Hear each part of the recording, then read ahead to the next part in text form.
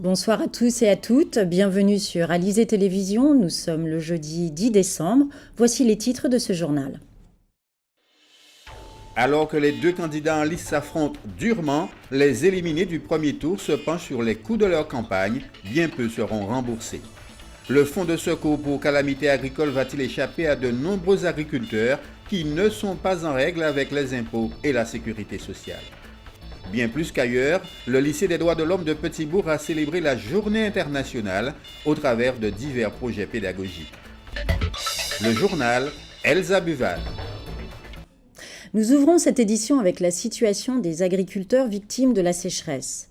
Après la déclaration de calamité agricole qui ouvre droit à des indemnisations, beaucoup ne sont pas en mesure de fournir les documents nécessaires à la constitution de leur dossier. Ils ne sont pas en règle avec les impôts ou la sécurité sociale. Explication, Muriel Barlagne. Après une rencontre avec l'ensemble de la profession et les autorités en octobre dernier, la calamité agricole a été enfin reconnue pour l'ensemble de la Guadeloupe. Un fonds de secours a été débloqué pour les agriculteurs. Seulement voilà, pour y accéder, il faut fournir des documents que de nombreux agriculteurs n'ont pas. Des attestations fiscales et sociales, ainsi que la comptabilité des 3 dernières années. Nous avons beaucoup de très petits agriculteurs, ce qui fait qu'ils ne jugent pas l'utilité d'avoir une comptabilité puisque ce sont des personnes quand même qui ont de très petites surfaces et ce qui bute aussi sur l'attestation fiscale qui ne dit pas de comptabilité, on n'aura pas de visibilité sur les déclarations fiscales et sociales. Face à cette situation, les organisations syndicales comptent se mobiliser. Elles ont jusqu'au 8 janvier 2016 pour trouver une solution, date après laquelle les dossiers d'indemnisation ne pourront plus être instruits. Nous avons réuni et nous avons discuté, nous avons voir, au départ nous avons voir la DAF, le préfet, et après ça, d'après ça, il dit nous que ça quand nous fait.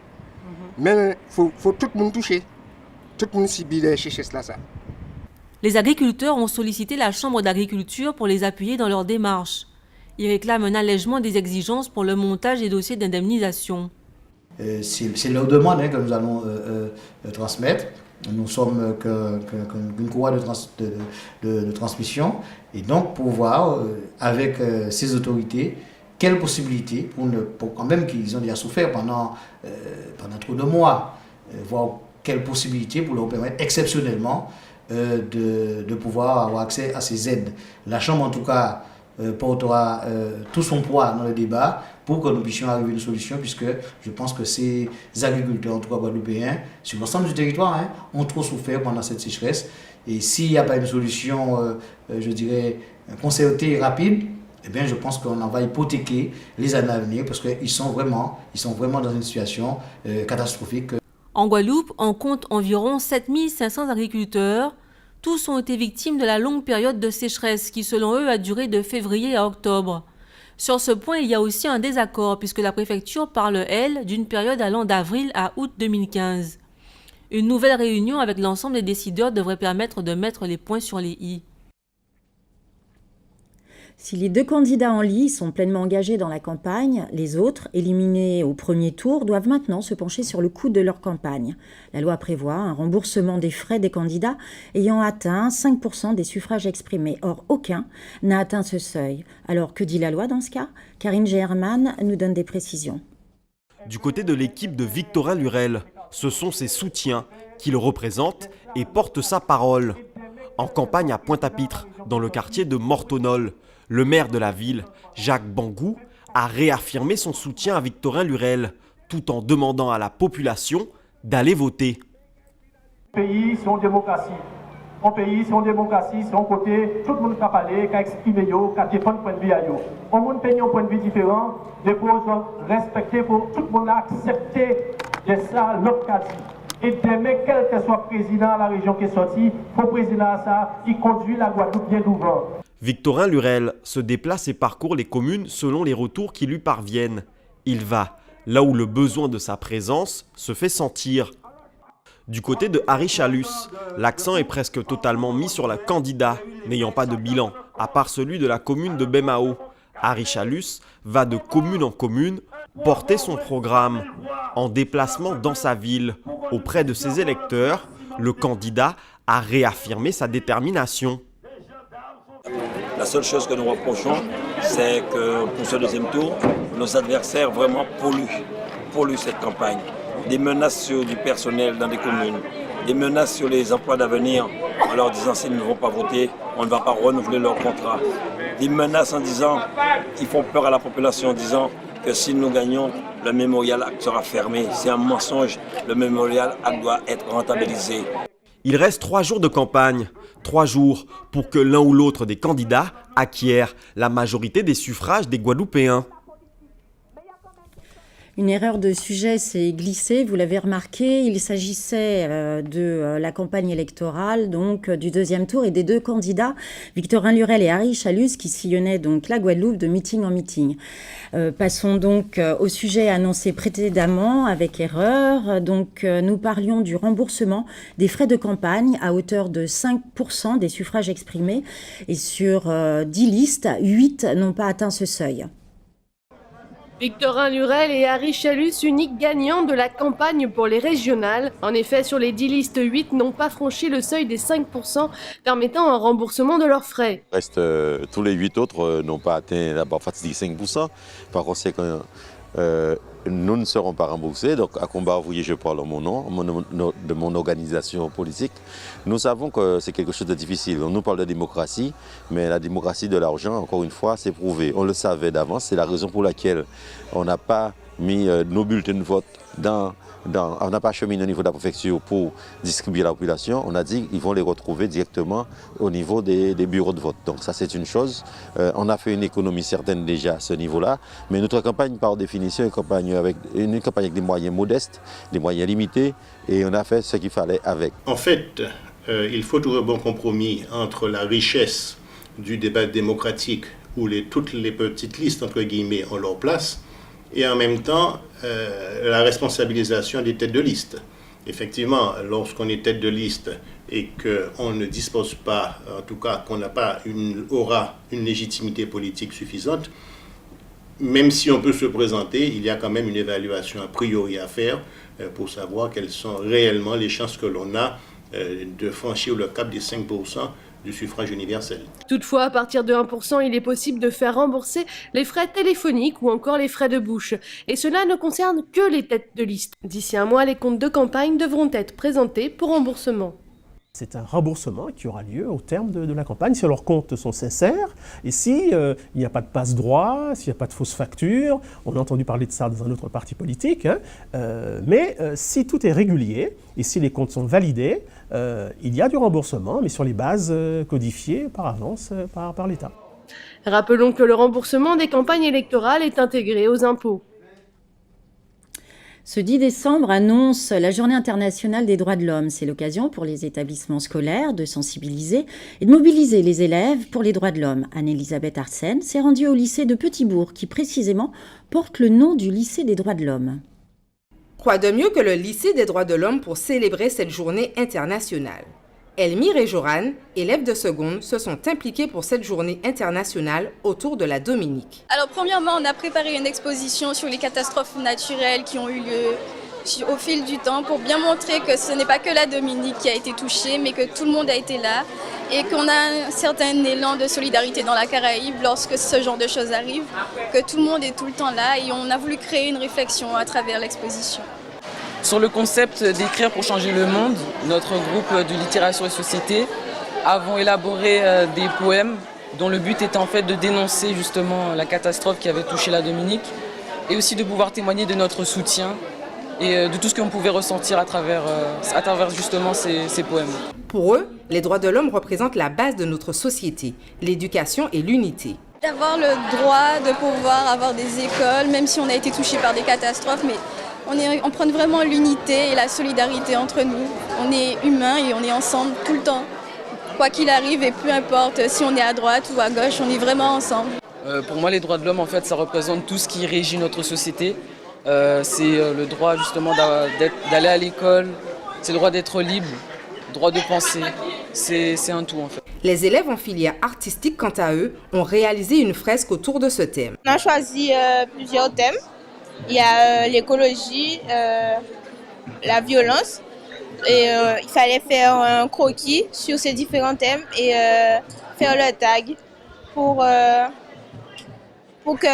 montrer qu'on est impliqué et qu'on veut que ça change en fait. Entre conférences, poésie, musique, échanges entre les élèves, le lycée des droits de l'homme de Petit-Bourg s'est mis à l'heure internationale pour marquer comme il se doit la journée des droits de l'homme. On en vient à présent à l'actualité de notre grande région Caraïbes où Muriel Barlagne nous parle de la commercialisation du vaccin contre la dengue lancé au Mexique. La division vaccin de Sanofi a décroché mercredi 9 au Mexique la première autorisation de mise sur le marché pour son vaccin pour la prévention de la dengue, le Dengvaxia. Dans l'histoire de la santé publique, c'est un moment très important et dans le domaine des vaccins, c'est l'innovation de la décennie, a estimé Olivier Charmeil, le PDG de Sanofi Pasteur dans un entretien à l'AFP. Ce vaccin a potentiellement un statut de blockbuster, c'est-à-dire qu'il pourrait générer à terme plus d'$1 milliard de revenus par an. Sa mise au point a pris 20 ans et coûté 1,5 milliard d'investissement en recherche et développement et outils industriels. La dengue était jusqu'à présent un défi pour la recherche pharmaceutique car étant causée par 4 virus distincts. Un vaccin efficace devait nécessairement induire une réponse immunitaire protectrice contre ces 4 sérotypes à la fois. Selon l'Organisation mondiale de la santé, l'OMS, la dengue est la maladie transmise par les moustiques dont l'expansion mondiale est actuellement la plus rapide, avec près de 400 millions de nouvelles infections chaque année. Susceptible d'entraîner une forte fièvre incapacitante, la dengue engendre aussi des douleurs osseuses et articulaires. La forme sévère de la maladie, la dengue hémorragique, tue 22 000 personnes par an selon l'OMS. Argentine, des milliers de partisans de la présidente argentine se sont rassemblés mercredi 9 décembre devant le palais présidentiel à Buenos Aires pour saluer Cristina Kirchner qui quitte le pouvoir après 2 mandats de 4 ans. La telenovela politique de l'ère Kirchner a connu son épilogue mardi lorsque la justice, saisie par le nouveau président du pays Mauricio Macri, a tranché un différend sur les modalités de la passation de pouvoir, écourtant son mandat de quelques heures et obligeant Mme Kirchner à quitter le palais présidentiel mercredi soir. Suite à cette décision, la présidente sortante Cristina Kirchner ne participera pas à la cérémonie d'investiture de Mauricio Macri. Par solidarité, l'opposition a annoncé qu'elle ne siégerait pas au Congrès lors de la cérémonie de prestation de serment. Les parlementaires kirchneristes restent la première force à la Chambre des députés et disposent de la majorité relative au Sénat. Cristina Kirchner, 62 ans, ne pouvait pas briguer un 3e mandat consécutif, mais elle peut théoriquement se présenter à nouveau en 2019. Elle a quitté la capitale pour se rendre dans son fief de Patagonie pour assister à la prise de fonction de sa belle-sœur, Alicia Kirchner, élue gouverneur de la province de Santa Cruz. Le gouverneur de Porto Rico, Alejandro García Padilla, a signé mardi 5 projets de loi visant à inverser une crise économique sans précédent dans le pays. Avec ces 5 mesures, Padilla doit se rendre à Washington pour rencontrer plusieurs législateurs républicains et d'autres fonctionnaires en prévision d'une réunion du Congrès qui pourrait décider vendredi d'accorder ou non aux organismes publics de Porto Rico d'accéder au chapitre 9 des dispositions de faillite qui est réservé exclusivement aux États américains. Porto Rico étant un État associé aux États-Unis. Nous montrons au monde que nous sommes sérieux au sujet de notre plan, dit-il. Je n'ai pas de mots qui me permettent d'illustrer la gravité de la situation. Porto Rico est dans un marasme économique depuis 9 ans et son gouvernement est aux prises avec 72 milliards de dollars de la dette publique. La Cour suprême des États-Unis a annoncé qu'elle allait recevoir le gouverneur Padilla et l'entendre sur son appel sur une décision qui interdit Porto Rico à donner aux municipalités le pouvoir de se déclarer en faillite. Il s'agit pour l'administration Obama de proposer un plan pour créer un régime de faillite territoriale qui permettrait au gouvernement de Porto Rico de restructurer sa dette. Karl Chipotel, notre navigateur de la Mini Transat de Guadeloupe, était aujourd'hui auprès des jeunes écoliers de Petit-Bourg. Il partageait ainsi son expérience avec ces tout-petits dans le cadre des activités périscolaires. Anne-Elisabeth Arsène les a rencontrés. Partager sa passion de la voile avec des enfants, c'est l'objectif de cette rencontre entre Karl Chipotel et les écoliers de Petit-Bourg.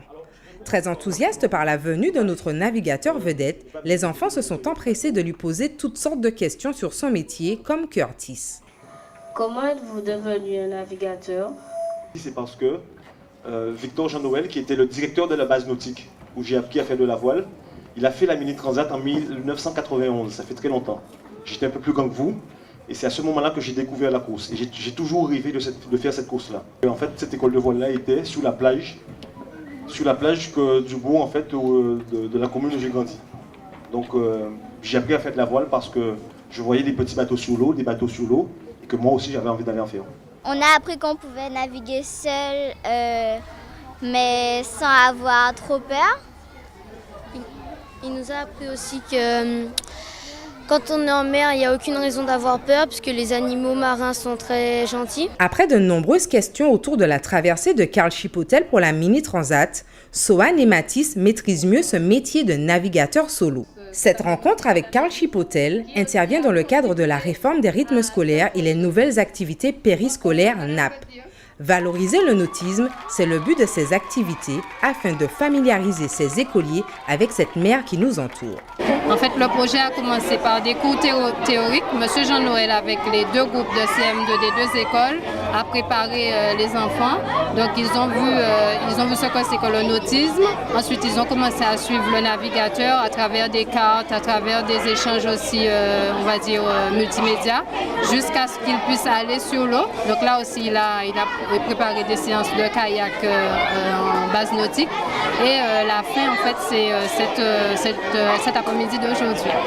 En fait, on est exactement dans le projet qu'on avait initié depuis le début, sous le label de la transmission. Donc, il était question de rencontrer le maximum d'écoliers, d'élèves guadeloupéens. C'est ce que nous ont fait avec cette initiative de la ville de Petit-Bon. Donc, un échange intéressant pour leur donner eux aussi envie d'aller sur l'eau. Et qui sait, peut-être que le futur participant de la Mini Transat se trouve parmi eux. Ponctué par une démonstration de gros cas présentée par les écoliers où Karl Chipotel s'est même laissé tenter par 2-3 notes de tambour. Une expérience autour de la voile pour ces écoliers qui précède de nombreuses autres nouvelles activités périscolaires de ce type. Le saviez-vous, le Parc national de la Guadeloupe met en place un programme de diverses activités, de découverte et de redécouverte des préparatifs des fêtes de fin d'année. Une série d'ateliers mis en place jusqu'au 22 décembre prochain. Patrick Curie nous en dit un peu plus. Décembre en Guadeloupe, c'est l'intitulé de l'exposition organisée par le Parc national de la Guadeloupe. C'est un voyage de découverte sur la tradition de Noël d'avant et d'aujourd'hui. Cette manifestation entre dans le cadre de la programmation annuelle du parc intitulée Nature et culture en découverte. Une programmation mise en place en juillet-août et qui se poursuit tout le mois de décembre sur tous les sites du parc. Dès le mois de décembre, comme nous avons une forte population touristique, beaucoup de gens qui viennent visiter en fait la maison de la forêt, nous avons donc décidé de mettre en place une petite exposition autour de Noël en fait. Cette exposition s'appelle Décembre en Guadeloupe. C'est une exposition que nous proposons à partir du 7 décembre jusqu'au 31 décembre, qui parle en fait des traditions de Noël d'antan à Noël d'aujourd'hui, pour faire un peu la comparaison. Cette exposition se tiendra jusqu'au 31 décembre à la Maison de la Forêt. Il y a quelque temps, nous vous parlions de ces jeunes de l'association Qui Jean Trouvé du quartier Chauvel-Besson. La dernière de leurs activités, c'est la réalisation d'une série qui sera bientôt sur le net. Celle-ci met en scène des personnages complètement loufoques et décalés dans un commissariat hors du commun. Reportage Karine Gelman.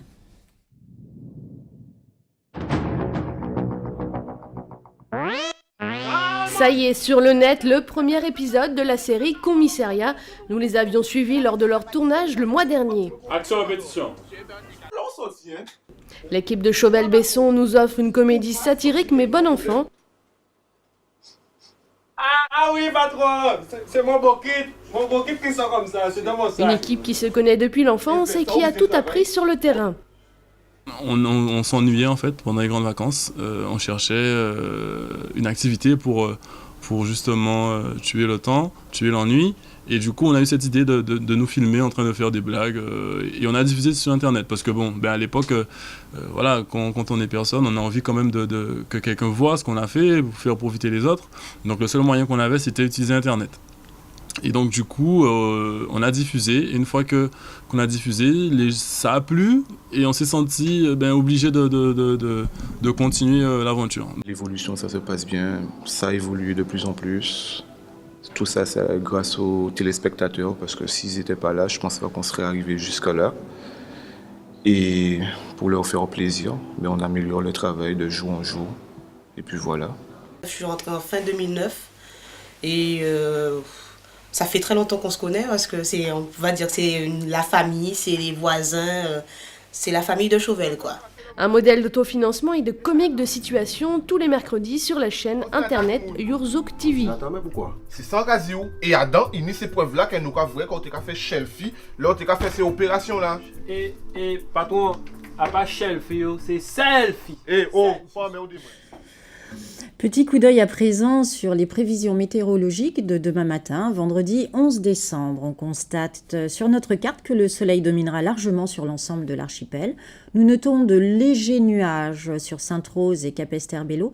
Les températures, quant à elles, seront comprises entre 26 et 27 degrés. Voilà, notre journal touche à sa fin. Merci de l'avoir suivi. Tout de suite, votre Minute Sport, suivi des pronostics du TRC de Prévert-Mayengo, le journal de TF1 et votre série, une série formidable. Demain, vous aurez le plaisir de retrouver Aurélie Ronze. Quant à moi, je vous donne rendez-vous lundi prochain. Bonne fin de semaine à tous.